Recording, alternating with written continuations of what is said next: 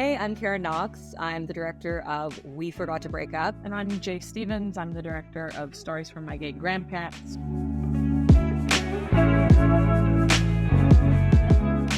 I love film. I've always loved film. My parents were always telling me, like, turn off the TV and go do something else. And then in grade 10, I took film studies. On the first day, they handed us like the world's worst camcorder. And it just was like the best thing I had ever done in school. I haven't been able to picture myself doing anything since.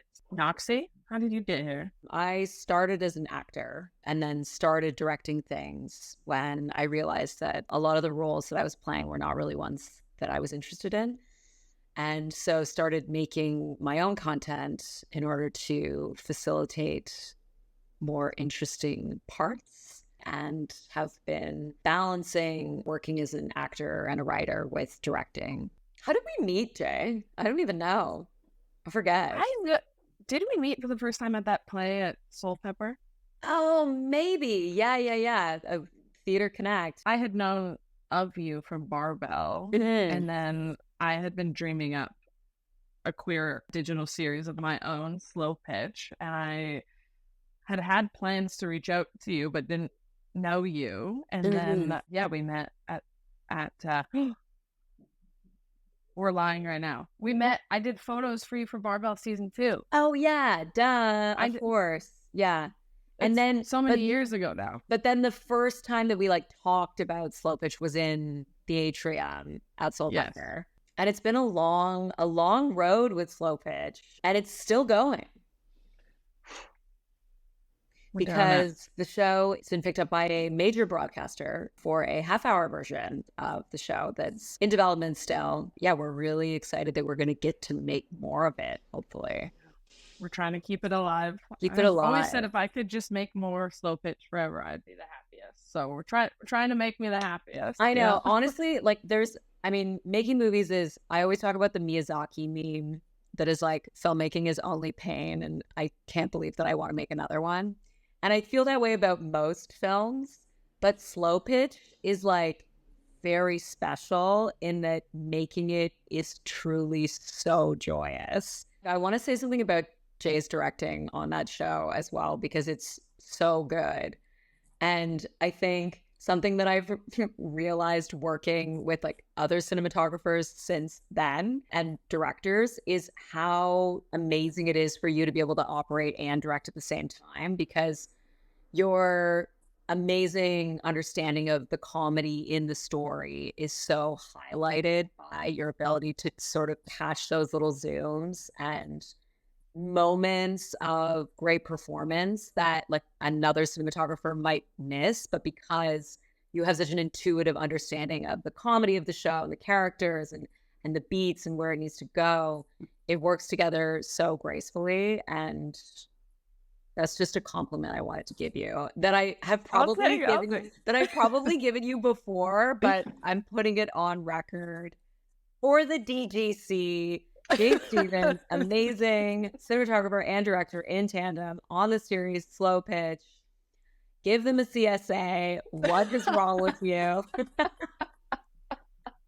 When making queer stories, in an ideal world, we get to have all the key creative positions filled by folks who have at least some understanding of the community. But I will say this, while a homogenous crew of people who all identify the same way can be cool, I think that there being some variation with regards to people's experiences can be equally as valuable, because I think that I don't necessarily want there to ever be a totally homogenous of any kind of person, be it queer, straight, BIPOC, white, whatever, on a set, because I think that when we become too homogeneous on a team enterprise, I think that we can become a little bit narrow-minded in terms of all of the sort of things that we need to be considering. And I think it forces us to sort of just contend with some different viewpoints. I think if you can make a film together, then you can do almost anything together. So I love when there can be diversity across the board in crews. I totally hear you, Knox, in terms of having a diversity in the set, because I also think, you start to think of a perspective that maybe you weren't thinking about going into the project that might lead to a cool discovery. And stories from my gay grandparents. What excited me was the opportunity to put representation out there that we haven't really seen before, especially in an authentic way.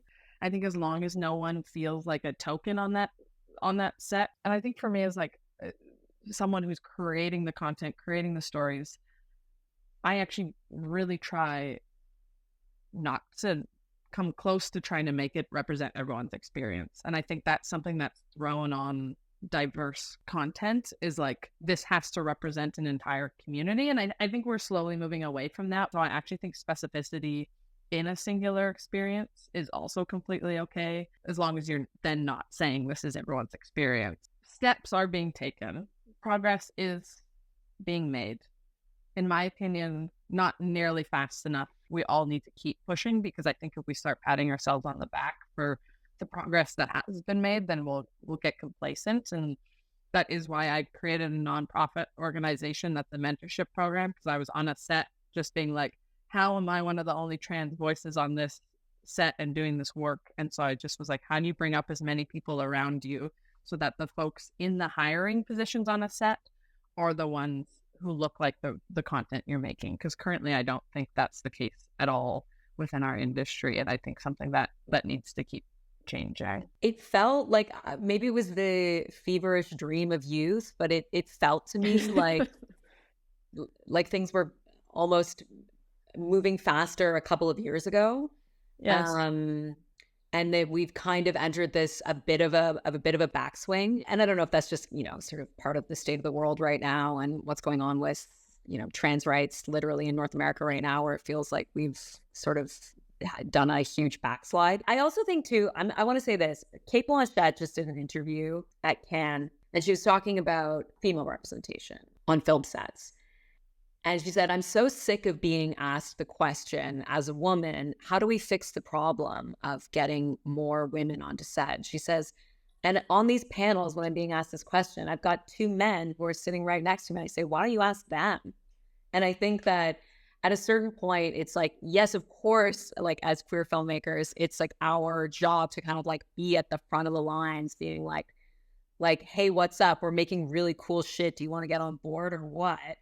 But I also think that it is like equally important to our peers who are not queer filmmakers, who are in positions of power, to fix the problems for us. Like, it shouldn't really be my fucking problem, to be completely honest. It's amazing that these queer institutions are doing this like vital, integral work of getting the content out there. But I think the straight, publicly funded institutions should be doing that more. And I think it is hard because, yes, there's so much money at stake once you reach certain echelons in this industry. But I think it takes producers taking a chance on a filmmaker that's an amazing independent filmmaker. Because the thing that's nailing it, I think, is like the queer indie filmmakers in Canada and like BIPOC filmmakers. There's so much exciting content being made. If you can find it, it's incredible. And I'm just like blown away by that talent. And then I've just heard so many times, like, how do I break into television? How do I get a budget? How do I get someone to trust me to take that next step? The only way to get television experience is for someone to give you a chance to have television experience. So I think exactly what Knox, you're saying there is like, we need the producers who will go, I know it's a risk, but I'm going to hire this person for their first television job so that they can be a part of the change and that they can tell their stories on a bigger scale and have their opinion in a bigger room. Jay, I love that mic drop. I totally agree. I love it.